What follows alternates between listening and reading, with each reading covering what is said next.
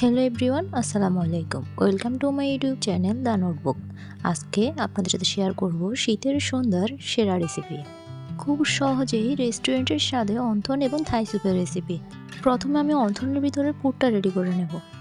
এখানে আমি অন্থনের পুরটা ব্লেন্ডারে তৈরি করে নেব। তাই এখানে আমি 100 গ্রামের মতো মুরগির বুকের মাংস নিয়ে নিলাম। এরপর নিব 1 চামচ সয়া সস, 1 চামচ ফিশ সস এবং 2 চামচ টমেটো সস।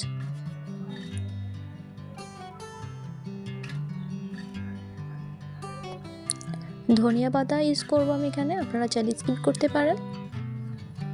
এখন দিয়ে দিব গোলমরিচের গুঁড়ো পরিমাণ মতো এবং 2টো কাঁচামরিচ, আর দিব পরিমাণ মতো লবণ, গাজর কুচি, পেঁয়াজ পাতা এবং একটা লেবুর 1 স্লাইস আমি এখানে ইউজ করেছি। এরপর সবগুলো উপকরণ আমি ব্লেন্ডারে ব্লেন্ড করে নেব। ব্লেন্ডারে ব্লেন্ড করা শেষে আমার অন্থনের পুরটা তৈরি।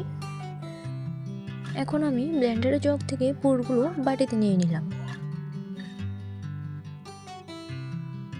এরপর আমি তৈরি করব অন্থনের ডো। প্রথমে আমি একটা বাটিতে 2 কাপ ময়দা নিয়ে নিলাম, সামান্য লবণ নিলাম পরিমাণ মতো। এখন দিয়ে নেব 2 চামচ সাদা তেল। এখানে আমি সবগুলো উপকরণ একটু মিক্সড করে দেব কুসুম গরম পানি। সবগুলো পানি আমি একসাথে দেব না, অল্প অল্প করে পানি দিয়ে আমি অন্থনের ডো তৈরি করে নেব। আমার অন্থনের ডোটা তৈরি।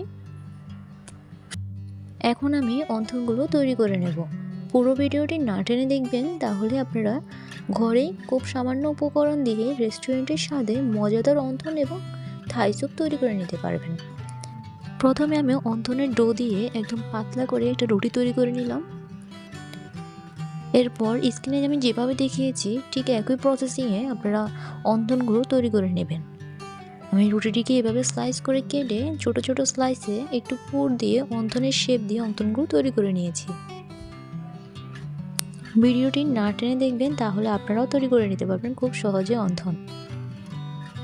দেখুন আমার অন্থনের শেপ একদম রেস্টুরেন্টের স্টাইলে হয়েছে। আমি একে একে সবগুলো অন্থন তৈরি করে নেব। আমি স্ক্রিনে আপনাদের সুবিধার্থে প্রতিটি অন্থনের ভাঁজ কিভাবে করতে হয় তা দেখিয়ে দিতেছি। এখন আমি আরেকটা রুটি তৈরি করে নিলাম। রুটিটিকে আমি 4টা ভাগ করলাম। এরপর এই রুটিটা দিয়ে আমি 4টা অন্থন তৈরি করে নেব। স্ক্রিনে আপনাদের সুবিধার্থে আমি অন্থনগুলোর ভাঁজ বারবার দেখিয়ে দিতেছি, তাই ভিডিওটি না টেনে দেখবেন, তাহলে আপনারা খুব সহজে অন্থনগুলো তৈরি করে নিতে পারবেন। আমি একে একে সবগুলো অন্থন তৈরি করে নিচ্ছি।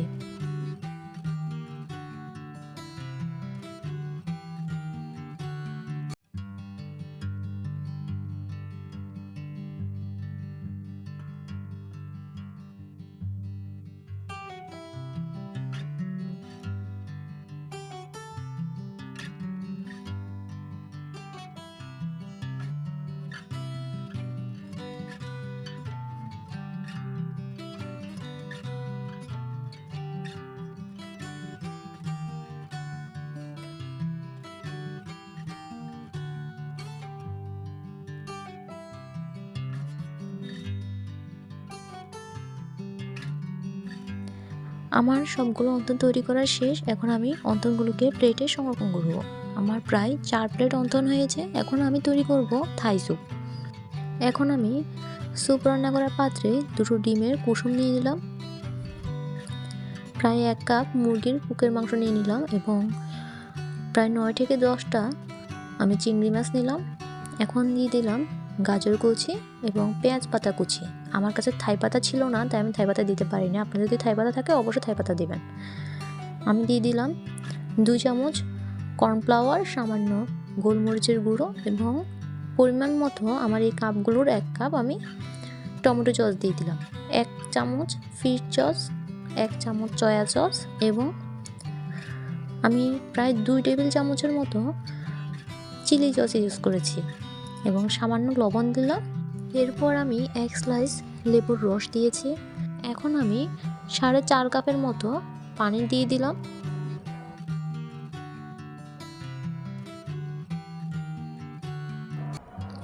এরপর সবগুলো উপকরণ মিক্সড করে আমি স্যুপের পাত্রটা চুলোয় বসিয়ে দেব।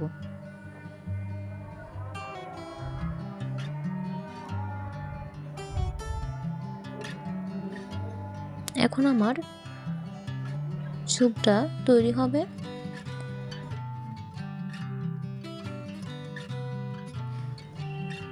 আমার স্যুপ রান্না প্রায় শেষের দিকে। এখানে আমি লবণটা টেস্ট করেছি, আমার লবণটা একটু কম ছিল, তাই আমি আবার লবণ দিলাম এবং সামান্য পরিমাণে চিনি ইউজ করেছি। এতে স্যুপের স্বাদ বাড়ে। আপনারা যদি চিনিটা না দিতে চান তাহলে আপনারা চিনিটা স্কিপ করতে পারেন। আমার স্যুপের ফাইনাল লুক অনেক মজার হয়েছে, আপনারা অবশ্যই বাসায় ট্রাই করবেন।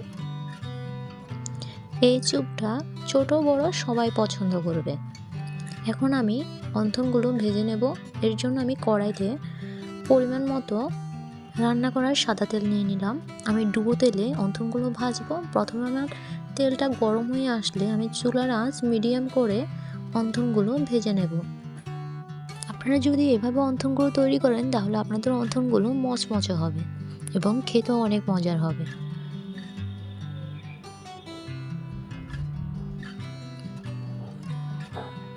কিছুক্ষণ পর পর আমি অন্থনগুলোকে উল্টিয়ে দিলাম।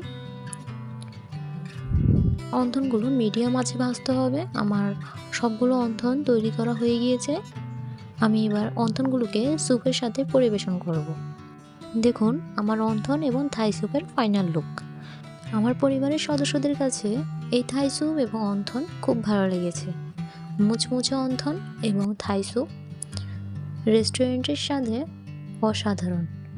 খুব কম উপকরণে রেস্টুরেন্টের স্বাদে ঘরে বসে এই থাই স্যুপ এবং অন্থন আপনিও তৈরি করে নিতে পারবেন এবং আপনার পরিবারের ছোট বড় সকল সদস্যদের সাথে শেয়ার করতে পারবেন। আশা করব সবার ভালো লাগবে। আমার ভিডিওটি যদি আপনারা নতুন দেখেন তাহলে অবশ্যই আমার চ্যানেলটি সাবস্ক্রাইব করবেন এবং পাশে থাকা বেল আইকনটি অন করে দেবেন, তাহলে পরবর্তী ভিডিওটি আপনারা খুব সহজেই পেয়ে যাবেন। ভিডিওটি দেখার জন্য ধন্যবাদ। আল্লাহ হাফেজ।